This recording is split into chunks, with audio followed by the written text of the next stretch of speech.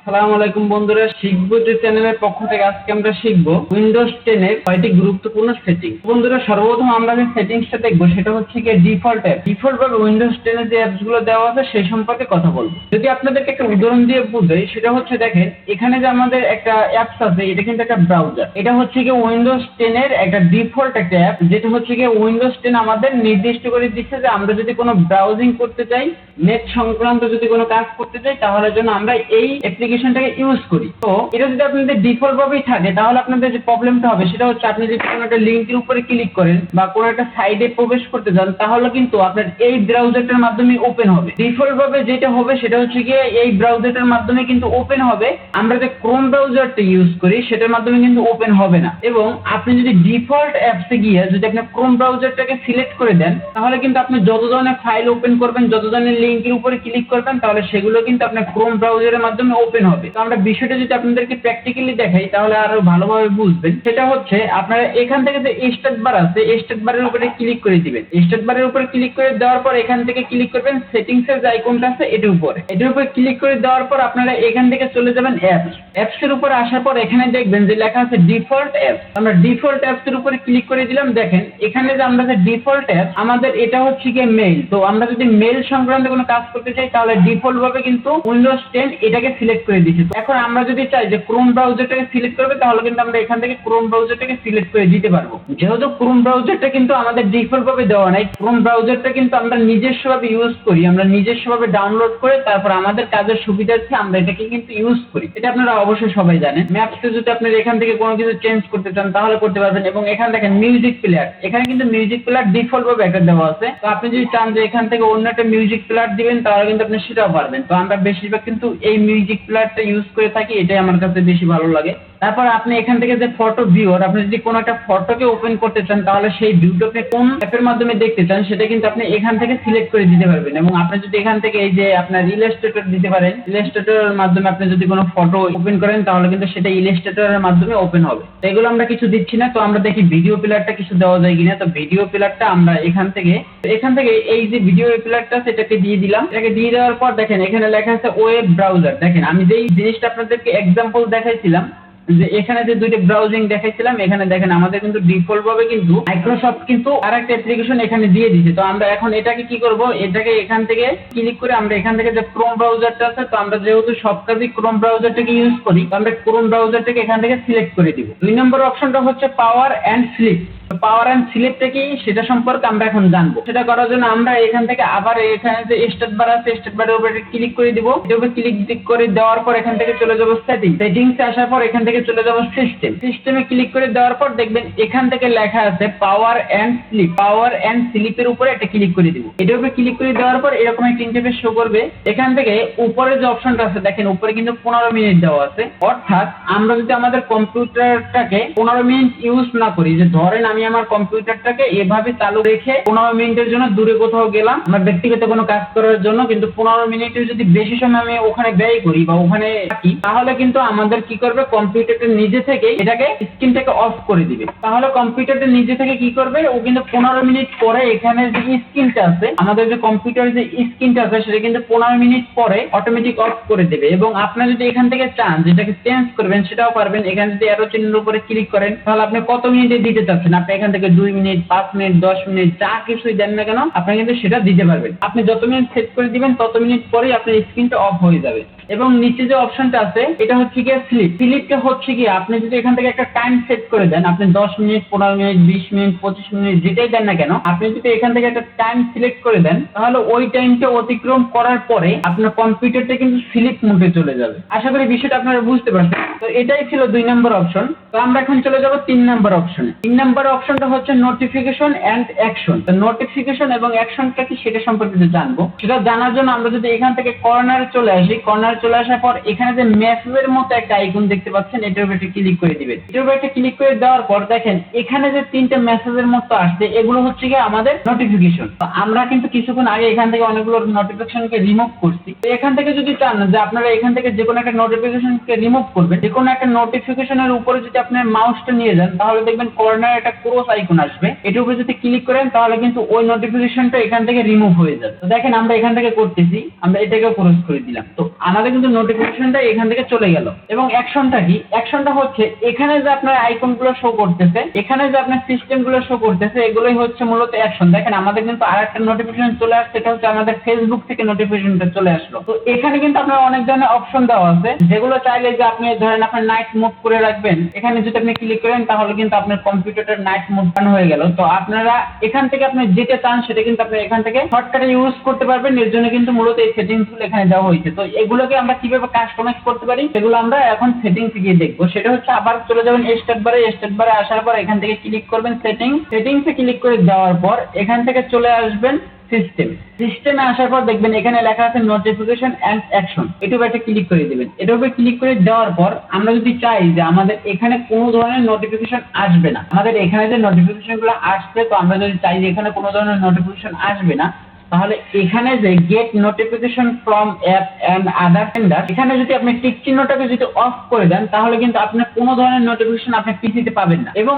এটাকে যদি অন করেও রাখেন, তারপর এখান থেকে যদি আপনি অফ করে রাখেন, ধরেন যে আমরা ক্রোম ব্রাউজারের কোনো ধরনের নোটিফিকেশন দেখতে চাচ্ছি না, তাহলে কিন্তু আমরা এটাকে যদি অফ করে দিই তাহলে কিন্তু ক্রোম ব্রাউজার সংক্রান্ত কোনো নোটিফিকেশন আমাদের পিসিতে আসবে না। এখান থেকে আপনি যেটাকে খুশি সেটাকে কিন্তু আপনি অফ অন করে রাখতে পারেন, এটা সম্পূর্ণ আপনার উপর ডিপেন্ড করে। তো এখান থেকে আরেকটা জিনিস আমরা দেখবো, সেটা হচ্ছে গিয়া অ্যাকশন বাটন। অ্যাকশন বাটনটা দেখার জন্য এডিট ইউর কুইক অ্যাকশন, এটার উপরে ক্লিক করে দিবেন। এটার উপরে ক্লিক করে দেওয়ার পর দেখেন আমাদের যে অ্যাকশনে যে অ্যাপস গুলো ছিল বা অ্যাকশনে যে অপশন গুলো ছিল সেগুলো কিন্তু এইরকমের ভাবে আপনাদের কাছে ওপেন হবে। এখান থেকে যদি চান যে আপনি যে কোনো একটাকে এখান থেকে বাতিল করে দিতে পারেন বা এখান থেকে রিমুভ করতে পারেন, তো সেটা কিভাবে করবেন দেখেন। ধরেন আমরা এটাকে এখান থেকে রিমুভ করতে চাচ্ছি, তো সেটা কিভাবে করব? উপরে যে পিনের যে একটা আইকন আছে এটার উপরে যদি ক্লিক করেন তাহলে কিন্তু সেটা এখান থেকে রিমুভ হয়ে যাবে। দেখেন আমরা কিন্তু এগুলোকে রিমুভ করে আপনাদেরকে দেখাচ্ছি। এগুলো কিন্তু আপনারা চাইলে এখান থেকে রিমুভ করতে পারবেন, আপনি আপনার মনের মতো করে কাস্টমাইজ করে নিতে পারবেন। এবং আমরা যদি চাই যেগুলোকে আবার ফিরিয়ে নিয়ে আসবো, তাহলে কিভাবে নিয়ে আসবো? এখানে যে লেখা আছে অ্যাড উপর একটা ক্লিক করে দিব।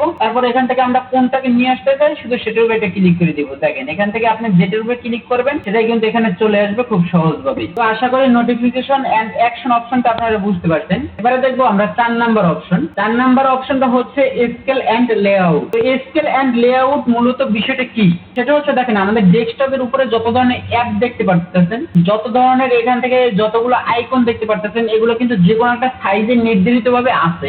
ডিফল্ট ভাবে উইন্ডোজ যেটা দিচ্ছে সেটা কিন্তু এখান থেকে আছে। তো আপনি যদি এটাকে চেঞ্জ করতে চান তাহলে কিন্তু এই আইকন গুলো আপনারা বড় আকারে করতে পারেন, ছোট আকারে করতে পারেন, আপনাদের নিজস্ব ভাবে কন্ট্রোল করতে পারেন। তো সেগুলো আপনারা কিভাবে করবেন সেটা করার জন্য এখান থেকে আবার চলে যাবেন স্টার্ট বারে আসার পর এখান থেকে সেটিংস এর উপরে একটা ক্লিক করে দিবেন। সেটিংস এর উপরে একটা ক্লিক করে দেওয়ার পর আবার চলে যাবেন সিস্টেমে। তো সিস্টেমে আসার পর আপনাদের কাছে এরকম একটা ইন্টারফেস শো করবে। এখান থেকে দেখেন আমরা যে প্রথম যে অপশনটা আছে ডিসপ্লে, আমরা কিন্তু সেটার উপরে ক্লিক করে দেওয়া আছে। দেখেন এখান থেকে যদি আমরা ক্লিক করি, এখান থেকে আমরা যেটাকে ক্লিক করব সেই অপশনগুলো কিন্তু আমাদের এই পাশে শো করবে। তো এখান থেকে আমরা ডিসপ্লে উপরে একটা ক্লিক করে দিব। ডিসপ্লে উপরে ক্লিক করে দেওয়ার পর এখানে যে সেটিংসটা আসবে, এখানে দেখবেন যে লেখা আছে স্কেল এন্ড লেআউট। তো এটার মূলত কাজটা কি সেটা হচ্ছে দেখেন নিচে যে বক্সটা আছে এটা অ্যারো চিহ্নের উপর একটা ক্লিক করে দিবেন। অ্যারো চিহ্নের উপর ক্লিক করে দেওয়ার পর দেখবেন এখানে কিন্তু লেখা আছে 100% রিকমেন্ড। তো এখান থেকে যদি আমরা 125 বা 150 করে দেই তাহলে বিষয়টা কি হয় দেখেন, আমরা কিন্তু এখান থেকে 150% করে দেওয়ার সাথে সাথে কিন্তু আমাদের কিন্তু উইন্ডোজের যে সেটিংসটা ছিল, তো এখানে যে স্ক্রিনটা ছিল সেটা কিন্তু অনেক বড় হয়ে গেছে। তো আমরা এখান থেকে এটাকে যদি মিনিমাইজ করি তাহলে দেখবো যে বিষয়টা কি হচ্ছে। দেখেন আমাদের এখানে যে আইকন গুলো আছে সেগুলো কিন্তু সম্পূর্ণভাবে বড় হয়ে গেছে। তো এখান থেকে যদি আমরা ডিসপিসির উপরে চলে যাই, ডিসপিসির উপর চলে যাওয়ার পর এগুলো সবকিছু কিন্তু আপনার বড় বড় আকারে দেখতে পারবেন। তো আমরা যদি আমাদের আগের অপশনে ফিরে যেতে চাই তাহলে এখানে আবার সেটিংসে চলে আসবো। সেটিংসে চলে আসার পর এখানে যে আমরা 150% করছিলাম এখান থেকে আমরা 100% করে দিব। 100% করে দিলে দেখবো যে আমাদের আগের যে অপশনটা ছিল সেই অপশনে চলে আসবে। আশা করি আপনারা এই সেটিংসটা বুঝতে পারছেন। এবার আমরা চলে যাবো 5 নাম্বার অপশনে। তার আগে আপনাদের কাছে ছোট্ট একটা রিকোয়েস্ট করবো, এখনো যারা চ্যানেলটা সাবস্ক্রাইব করেননি তাদের বিশেষভাবে অনুরোধ থাকবে অবশ্যই চ্যানেলটাকে সাবস্ক্রাইব করে দিবেন, যাতে আপনাদের জন্য নতুন নতুন ভিডিও নিয়ে আসতে পারে। এবং পেজ থেকে যদি দেখে থাকেন তাহলে অবশ্যই পেজটাকে ফলো করে দিবেন। তো আমরা চলে যাবো 5 নাম্বার অপশনে। 5 নাম্বার অপশনটা হচ্ছে স্টার্ট আপ অ্যাপ।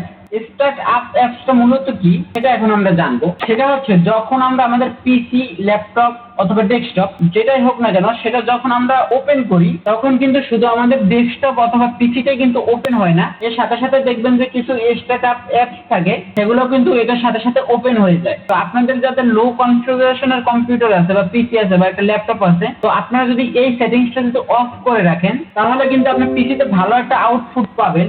এবং আপনি কিন্তু পিসিটা কিন্তু অনেক ফাস্ট কাজ করবে। তাহলে বন্ধুরা আপনাদের যদি একটা এক্সাম্পল দেখাই, সেটা হচ্ছে দেখেন আমরা এখান থেকে কিন্তু অব্র কিবোর্ডটা ইউজ করি। আপনাদের ভিতরে অনেকে আছে অব্র কিবোর্ড ইউজ করেন অথবা বিজয় বাহন ইউজ করেন। তো যেটাই আপনি ইউজ করেন না কেন সেটা কোনো কথা না, মূল কথা হচ্ছে আপনি যখন পিসিটাকে ওপেন করেন, যখন ফার্স্টে পিসিটাকে চালু করেন, তখন কিন্তু পিসিটা চালু হয়ে যাওয়ার সাথে সাথেই 1 থেকে 5 সেকেন্ডের ভিতরেই দেখবেন যে আপনার বিজয় বাহন অথবা অব্র যেটা আপনি ইনস্টল দেওয়া থাকুক না কেন সেটা কিন্তু অটোমেটিক ওপেন হয়ে যায়। এটা কিন্তু মূলত আপনার র্যামের একটা জায়গা ইউজ করতেছে, যেটার কারণে কিন্তু আপনার পিসিটা স্লো হয়ে যাওয়ার সম্ভাবনা থাকে। এরকম ধরনের অ্যাপস গুলোকে কিভাবে অফ করে রাখবেন যাতে আপনি পিসিটাকে ওপেন করলে কোনো রকমের স্ট্যাটাস অ্যাপ আপনার স্ক্রিনে শো করবে না। তো সেই সেটিংসটা কিভাবে করবেন সেটা করার জন্য আমরা চলে যাব আবার স্টার্ট বারে আসার পর এখান থেকে সেটিংস আইকনের উপরে আবার একটা ক্লিক করে দিব। তারপর এখান থেকে যে অ্যাপস আছে অ্যাপস এর উপরে একটা ক্লিক করে দিব। অ্যাপস এর উপরে ক্লিক করে দেওয়ার পর এখানে যতগুলো অপশন আছে এখানে একদম নিচে লেখা আছে দেখেন স্ট্যাটাস, এটার উপর একটা ক্লিক করে দিবেন। এটার উপরে ক্লিক করে দেওয়ার সাথে সাথে আপনার পাশ থেকে কিন্তু এরকম একটা ইন্টারফেস শো করবে। তো এখান থেকে দেখেন আমাদের সবগুলো কিন্তু অন করে দেওয়া আছে। দেখেন আমাদের অব্র কিবোর্ড এটা কিন্তু এখান থেকে অন করে দেওয়া আছে। আমরা যদি চাই এটাকে অফ করে রাখবো তাহলে কিন্তু আমরা এটাকে অফ করে রাখতে পারবো। তো আমাদের কম্পিউটারের কনফিগারেশন যেহেতু মোটামুটি ভালো,